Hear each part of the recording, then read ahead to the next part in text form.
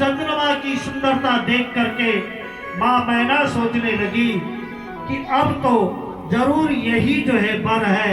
उन्होंने नारद जी से कहा, हे नारद जी, क्या ये वर है? नारद जी ने कहा, नहीं, ये भी नहीं है, वर इनके पीछे है। और फिर सूर्य भगवान आए।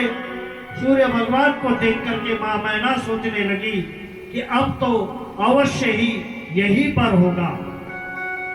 कोटि कंदर्व लावण्य पीतांबर स्वराट राजीव लोचनम शांता पक्षिंदा बरवाहना। ब्रह्मा जी आए और ब्रह्मा जी को देख करके माँ मैना कहने लगी कि हे नारद जी, क्या ये वर है?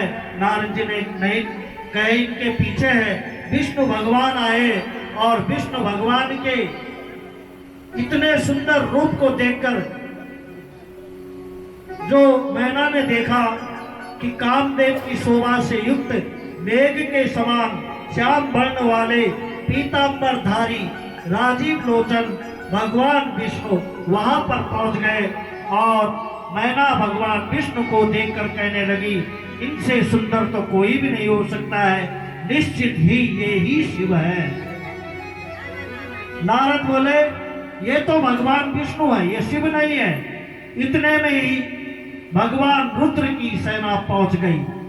और बड़ा विचित्र समाज है बाबा का। तुलसी बाबा मानस में लिखते हैं, को मुखहीन विपल मुख काओ, को मुखहीन विपुल मुख काओ, बिन पद कर को बहु पद भाओ, बिन पद कर को बहु पद भाओ। आओ मुखहीन विपुल मुख काओ, को मुखहीन विपुल मुख काओ, बिन पद कर को बहु पद भाओ, बिन पद विपल नयन कोई नवन विहीना, विपल नयन कोई नयन विहीना, हृष्ट पुष्ट कोई अति तन खीना, हृष्ट पुष्ट कोई अति तन खीना। बड़ी विचित्र सेना है। उन गणों के मध्य में बैल पर बैठकर 5 मुख तथा 3 नेत्र वाले, चिता भस्म लगाए, जटा जूट बांधे, कपाल धारण किए, व्याघ्र चर्म पहने, एक हाथ में डमरू तथा दूसरे हाथ में त्रिशूल लिए हुए जैसे शंकर भगवान को माँ मैना ने देखा। नारद जी ने कहा, यही भोलेनाथ है। उनके रूप को देखकर मैना मूर्छित हो गई। और मूर्छित होकर के मैना होश में जब आई तो मैना जी ने रनिवास में आकर पार्वती जी को गोद में उठाकर विलाप करने लगी। और मानस में कहा गया है, मैना हृदय भयो दुख भारी, मैना हृदय भयो दुख भारी, मैना हृदय भयो दुख भारी, मैना हृदय भयो दुख भारी। दीन बोल गुरीश कुमारी, दीन बोल गुरीश कुमारी। तथा जेहि विधि तुम्हि रूप अस दीना, जेहि विधि तुम्हि रूप अस दीना, तेहि जड़ बर बारहु कस कीना, तेहि जड़ बर बारहु कस कीना।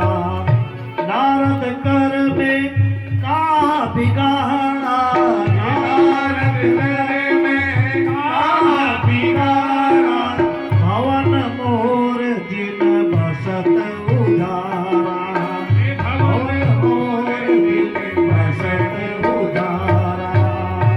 मैना बोली, हे पुत्री, मैंने नारद का क्या बिगाड़ा था? जिन्होंने मेरा बसता हुआ भवन उजाड़ दिया, वे सप्त ऋषि आज मुझे दिख जाए तो मैं उनकी दाढ़ी उखाड़ लूंगी।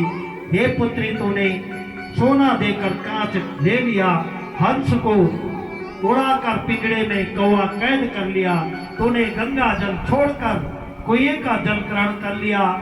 मैना जी मूर्छित हो गई, नगर में आकार मच गया। तब नारद जी सप्त ऋषियों को लेकर आए और मैना को समझाया। यथार्थ सुंदरम रूपम न ज्ञातम ते शिवस्य वे, लीलयेदा घृतम रूपम न यथार्थ शिवेन च। मैना देवी, यह शिव ने लीला रूप धारण किया हुआ है, यह प्रभु का वास्तविक रूप नहीं है। और ये पार्वती आपकी पुत्री नहीं, ये तो संपूर्ण जगत की माता है। मैना सत्य सुनो मम बानी, मैना सत्य सुनो मम बानी, जगदम्बा तव सुता भवानी। जगदम्बा तव सुता भवानी, जगदम्बा तव सुता भवानी। जगदम्बा तव सुता भवानी। इधर देवताओं के कहने से भगवान शिव ने परम सुंदर रूप बनाया, भस्म चंदन में परिवर्तित हो गया, जटाएं सुंदर अलकावली में परिवर्तित हो गई।